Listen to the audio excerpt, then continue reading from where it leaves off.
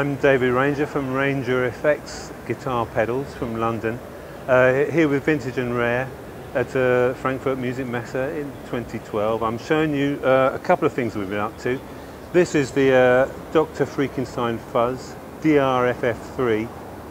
It's quite an extreme fuzz pedal really. It has a built-in noise gate effect as part of how the fuzz works. So in between notes it's completely silent, which is a weird thing to hear for a distortion pedal. You turn it on by throwing the knife switch there. That's just powering up. What you do when you set up your gear. On-off foot pedal, and the meter, the input signal meter light comes on.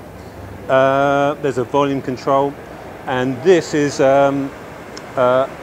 affects the overtone. There's a kind of a really strange, like a very extreme phaser overtone over the top of the sound. It sounds great. You pick some sweet spots that you like, pick that. I realised I also really liked it when I turned it while I was playing, but I've only got two hands, so I couldn't do that. So I came up with I stuck an LFO in it. You turn the LFO on there, and in effect, it's going like that, sort of thing, yeah? And change the speed of the LFO there. Creates some mad, phasing kind of swirling sounds. It's kind of an unusual thing, really. Also, let me show this to you. We've got Dr. Freakenstein's assistant Igor, which is a little foot-controlled pressure pad. Tiny little thing. Pretty much no moving parts in it. There's no right way up. You just chuck it on the floor, plug the other end in the back here, and you're in effect doing that with your foot. It's a lot cheaper, lighter, simpler way of doing it than with a rocker pedal.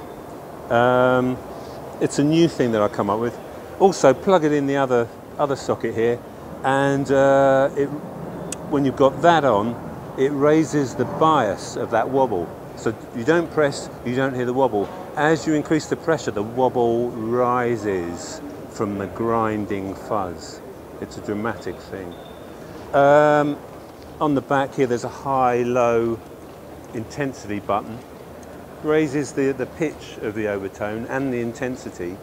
So with it in on high, it's really quite in your face. Quite a biting sound, but there's still lots of low end to it. And take it out, and the overtone sinks a bit more back into the sound, but it's still noticeable. You know, you tweak about. So that's quite a fun one. And let me show you something else then.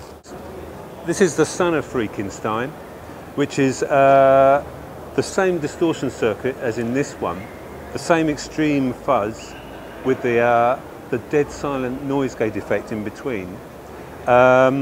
It actually has a lot of the same controls. This overtone adjusting knob is now here, a little pot on the back panel there. And this high-low intensity is now the knife switch. So pick how many people you want to kill when you use it. That's a lot. That's only a few. And the volume is adjusted by a trim pot inside. You set that to the volume you need, put the bass back on, and you're done. Plus, it has a regular expression pedal socket on the back. So plug in your rocker pedal, expression pedal, and it controls the overtone pitch, which is a handy thing. It's a nice way of adding an expression feature to it. It's a bit more budget price than this one, but it's got the same vibe, same attitude. I like this one.